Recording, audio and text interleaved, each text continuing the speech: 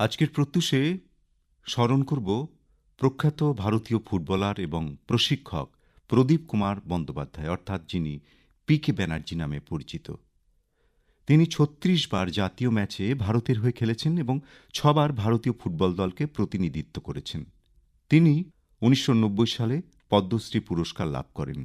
২০০৪ সালে তিনি ফিফার সর্বোচ্চ পুরস্কার অর্ডার অফ মেরিট পুরস্কারে ভূষিত হন। পিকে ব্যানার্জি অর্থাৎ প্রদীপ কুমার বন্দ্যোপাধ্যায় পরলোক গমন করেন ২০ মার্চ ২০২০ সালে আর জন্মগ্রহণ করেন ২৩ জুন ১৯৩৬ সালে।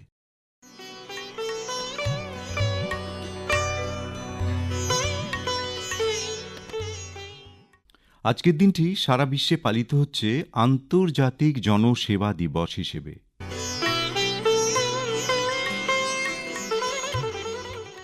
এবারে চলে আসি প্রত্যুষার এ মাসের চিঠির বিষয়। প্রত্যুষার এ মাস অর্থাৎ জুন মাসের চিঠির বিষয়, মা বাবার ঋণ কি শোধ করা যায়? এ নিয়ে চিঠি লিখেছেন বিমল মণ্ডল, উত্তর দারুয়া, কাঁথি, পূর্ব মেদিনীপুর থেকে। মা বাবার ঋণ শোধ করা যায় না দাদা। ব্যাংকের ঋণ শোধ হয় সুদ সমেত, কিন্তু মা বাবার ঋণের খাতায় জমা থাকে শুধু যন্ত্রণা, রক্ত আর ত্যাগ। তার সুদ হয় না, আসলও মেটে না। খেজুরির ভিটেতে আমাদের ঘর ছিল অভাবের।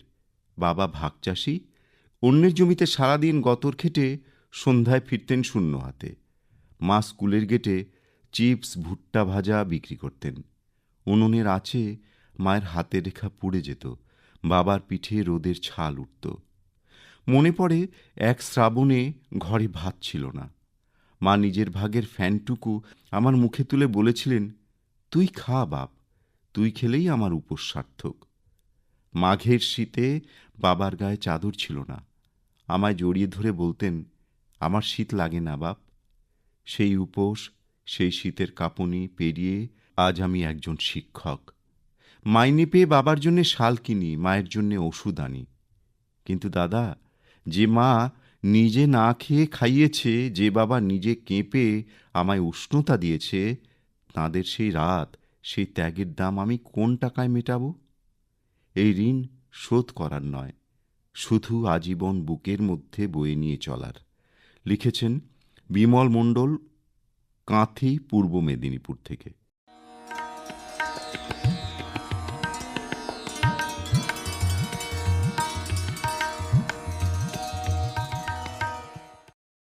পিউপা ঘোষ, বুদবুদ, পূর্ব বর্ধমান থেকে লিখছেন, মানুষের ওপর বিশ্বাস হারানো পাপ নাকি মানুষকে বিশ্বাস করাটাই পাপ?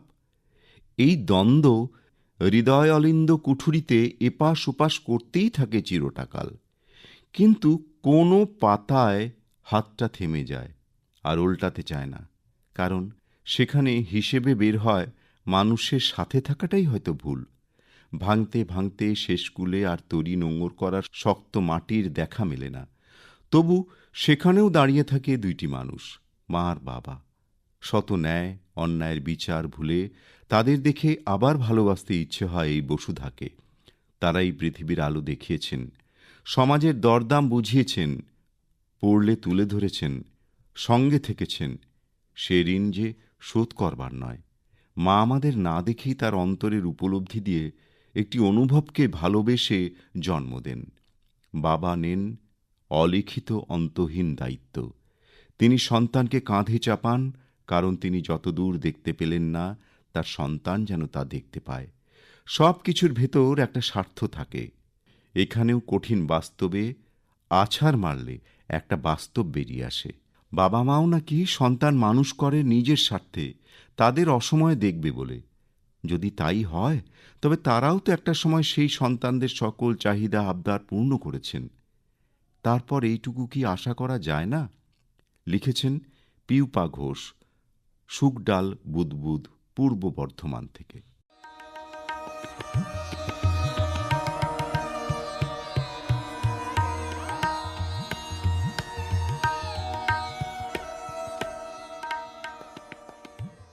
মৌসুমী চন্দ্র, হায়দারপাড়া, শিলিগুড়ি থেকে লিখছেন, তোমার জুন মাসের বিষয় ভাবনা, মা বাবার ঋণ কি শোধ করা যায়? তৈত্তিরীয় উপনিষদ অনুসারে প্রতিটি মানুষ জন্মগতভাবে মা বাবার কাছে বিশেষ ঋণী। একমাত্র উপনিষদের মূল শিক্ষা অনুযায়ী প্রত্যেকটি সন্তান তাদের জীবদ্দশায় মা বাবার সেবা ও তাদের আদর্শ মেনে চলার মাধ্যমে কিছুটা হলেও এই ঋণ পরিশোধ করতে পারে। বৈদিক শাস্ত্র অনুযায়ী 5টি ঋণের মধ্যে অন্যতম হল পিতৃঋণ। মাতৃদেবো ভব পিতৃদেবো ভব, অর্থাৎ মা ও বাবাকে ঈশ্বরের মতো শ্রদ্ধা করো। মা বাবার ঋণ আক্ষরিক অর্থে পরিশোধ করা কখনোই সম্ভব নয়। একটি সন্তানকে পৃথিবীর আলো দেখিয়ে তাকে বড় করতে বাবা ও মায়ের যে অসীম ত্যাগ, ভালোবাসা থাকে এবং কত বিনিদ্র রজনী যে যাপন করতে হয়, তা কোনো বস্তুর বিনিময়ে শোধ করা যায় না। জীবিতাবস্থায় তাঁদের সেবা ও সর্বোচ্চ কদর করা এবং ভালোবাসাই হল মা বাবার প্রতি সন্তানের প্রধান কর্তব্য। রবীন্দ্রনাথ ঠাকুর মায়ের কোলকে পৃথিবীর সবচেয়ে নিরাপদ ও স্বর্গতুল্য স্থান মনে করতেন।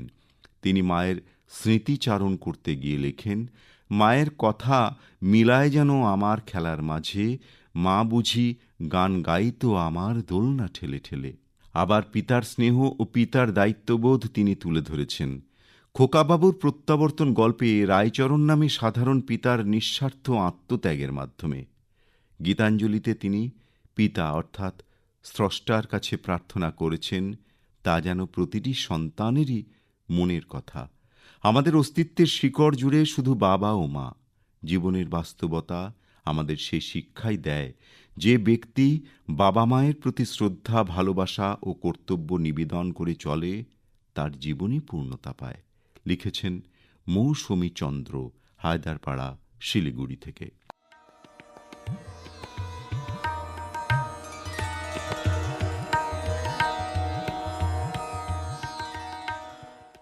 মানস দাস, আপনি লিখছেন মাইকেলনগর, মধ্যমগ্রাম জেলা, উত্তর 24 পরগনা থেকে। জন্মদাত্রী মা, জন্মদাতা বাবা আমাদের জীবনে প্রথম আলোকরশ্মি দেখান। এত বড় অন্তহীন বিশ্ব প্রকৃতিতে বিশ্ব চরাচরে নিঃশ্বাস প্রশ্বাস নেওয়ার পথ সৃষ্টি করে দেন। দৃষ্টিতে যা দেখা যায় সকলই নতুন, সকলই অবাক বিস্ময়ের বস্তু। ধরায় অবতীর্ণ হওয়ার পরেই মাকে চিনতে শিখি, বাবার পরিচয় তার কিছু পরে। পৃথিবীর আলো দেখানো থেকে খাওয়া পড়া, শিক্ষা দীক্ষা, এসব ব্যবস্থাপনা তাঁদেরই। আমাদেরই হাঁটি হাঁটি পা পা করে টলমল পদচারণা থেকে শিক্ষাঙ্গন পেরিয়ে জীবনের চলমানতার দৌড়ে পাশে পাশে থেকে মা বাবা আমাদের সক্রিয় করে তোলেন। এরপরে পরবর্তী সময়ে মা বাবার বয়স বাড়ার সঙ্গে সঙ্গে সন্তানের কর্তব্য বা দায় এসে পড়ে তাঁদের দেখাশুনো করার। এটা স্বাভাবিক রীতি। তবে এর ব্যতিক্রম যে হয় না এমনটা নয়।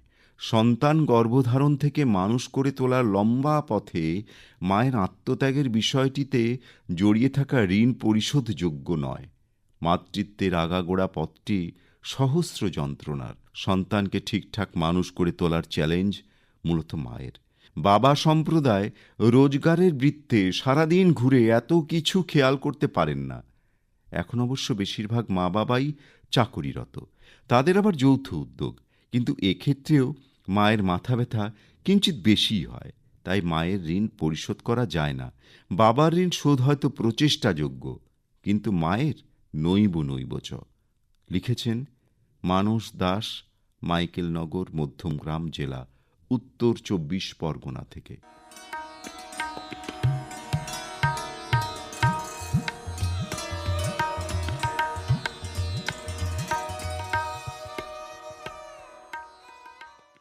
রামনগর, তারকেশ্বর, হুগলি থেকে লিখছেন মঞ্জুশ্রী মণ্ডল।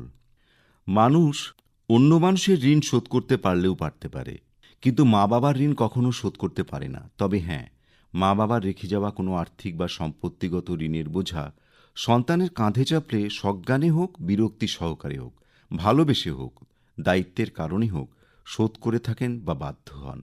কিন্তু সন্তানকে বড় করে তোলার জন্য বাবা মায়ের যে ত্যাগ, নৈতিক শিক্ষা, দায়িত্ব, কর্তব্য, আন্তরিক সহানুভূতি, সহমর্মিতা, আন্তরিক পরশ, এই বিমূর্ত বিষয়গুলোর ঋণ কোনো সন্তান তার বাবা মায়ের পালন করতে পারেন না। কিন্তু অকৃতজ্ঞ সন্তান বড় হয়ে উচ্চ পদে প্রতিষ্ঠিত হলে, উচ্চ বেতনে রোজগার করলে দম্ভের সাথে বলে, তুমি আমার জন্য যা খরচ করেছ শোধ করে দেব। কিন্তু কোনো বাবা মায়ের কোনো ত্যাগ, নির্ঘুম রাত, সহ্য ক্ষমতা, সহানুভূতি, আন্তরিক পরশ, এসব কি সেই সন্তান ফিরিয়ে দিতে পারবে অর্থের বিনিময়ে? না, কোনো সন্তান পারবে না। এক কথায়, মা বাবার ঋণ কখনো শোধ করা যায় না। রামনগর তারকেশ্বর, হুগলি থেকে লিখেছেন মঞ্জুশ্রী মণ্ডল।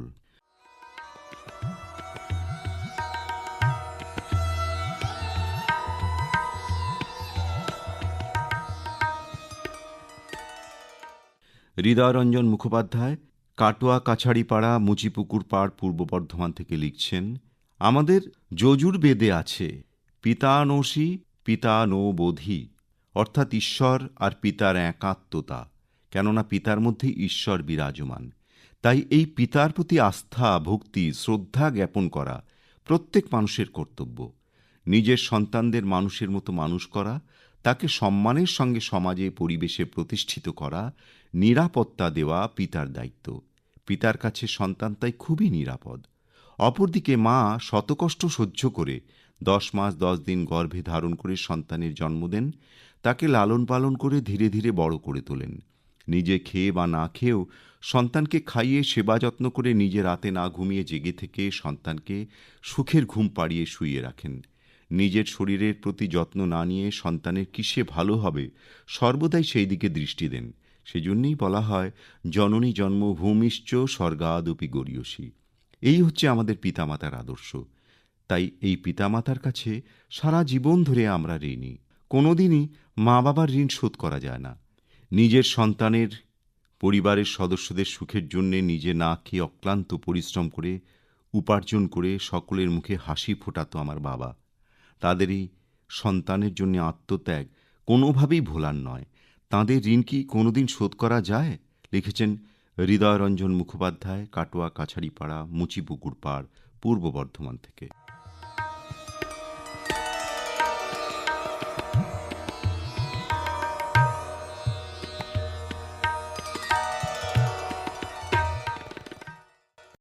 অপর্ণা দত্ত শিলিগুড়ি থেকে লিখছেন, সত্যি প্রত্যুষা, বাবা মায়ের ঋণ কোনো দিন শোধ করা যায় না। তাঁরা নিঃস্বার্থভাবে আমাদের বড় করে তোলেন। সেখানে থাকে না কোনো চাওয়া পাওয়ার আকাঙ্ক্ষা, থাকে শুধু নিঃস্বার্থ ভালোবাসা। তাঁদের চাহিদা শুধু সন্তানরা যাতে ভালো থাকে, সুস্থ থাকে এবং প্রকৃত মানুষ হয়ে উঠতে পারে। বাবারা মাথার ঘাম পায়ে ফেলে সারাদিন পরিশ্রম করেন শুধু আমাদের ভালো রাখার জন্যে, কোনো দিক থেকে যাতে আমাদের অসুবিধা না হয়। আর মায়েদের অবদান সে তো ভোলার নয়, কারণ তাঁরা তাঁদের জীবনের সমস্ত ভালো লাগা, শখ, শৌখিনতাকে বিসর্জন দিয়ে সন্তানদের গড়ে তোলেন। যখন ছোট ছিলাম তখন কিন্তু এতটা বুঝতে পারিনি, কিন্তু বিয়ের পর মা বাবাকে ছেড়ে দূরে চলে এলাম যখন, তখন উপলব্ধি করতে পারলাম মা বাবার অভাব। যদিও শ্বশুর শাশুড়িকে নতুন মা বাবা হিসেবে পেলাম, কিন্তু তাঁদের প্রতি আমার ভালোবাসা ছিল শ্রদ্ধা, ভক্তি ও ভয় মিশ্রিত। কিন্তু জন্মদাত্রী মা বাবা ছিল আবদারের জায়গা, নিরাপদ আশ্রয়। তবে দীর্ঘদিন শ্বশুর শাশুড়ি মায়ের কাছে থাকতে থাকতে যেন মনের অজান্তে তারা আমার কাছে নিরাপদ আশ্রয়স্থল হয়ে উঠলেন। আমি মনে করি স্বামী স্ত্রীর উভয়েরই উচিত একে অপরের বাবা মাকে শ্রদ্ধা ও সম্মান দেওয়া। তবেই তো সংসারে প্রকৃত শান্তি আসবে এবং আমাদের সন্তানরাও শিখবে মা বাবাকে শ্রদ্ধা করতে, ভালোবাসতে। এমন একটা সময় যখন মা বাবা পৃথিবীতে নেই ঠিকই, কিন্তু তাঁদের আশীর্বাদ আমাদের চলার পথকে মসৃণ করে তোলে। জন্মের পর থেকে আমরা বাবা মায়ের পরিচয় পরিচিত হই, কিন্তু সেই বাবা মা যখন যোগ্য সন্তানের পরিচয় পরিচিত হন তখন তারা গর্ব অনুভব করেন বৈকি। তাই যতদিন বাবা মা থাকেন আমাদের সকলের উচিত যত্নবান হওয়া। শুধু অর্থ সাহায্যই যেন শেষ কথা না হয়। বৃদ্ধ বয়সে মানুষের চাওয়া পাওয়ার কিছুই থাকে না। তাদের চাই নির্ভরতা, যা আমরা চেয়ে থাকি আমাদের ছোটবেলায় তাদের কাছ থেকে। বৃদ্ধ বয়সে তাঁরা সন্তানের আশ্রয়ে বেঁচে থাকতে চান, যা তাঁদের মন ও দেহকে সুস্থ রাখতে এবং আনন্দে থাকতে সাহায্য করে। বৃদ্ধ বয়সে মা বাবার প্রতি দায়িত্ব পালন ও তাঁদেরকে ভালোবাসা দিয়ে রাখা, এই দুটি তাঁদের প্রতি শ্রেষ্ঠ সম্মান বলে আমি মনে করি। লিখেছেন অপর্ণা দত্ত, শিলিগুড়ি থেকে।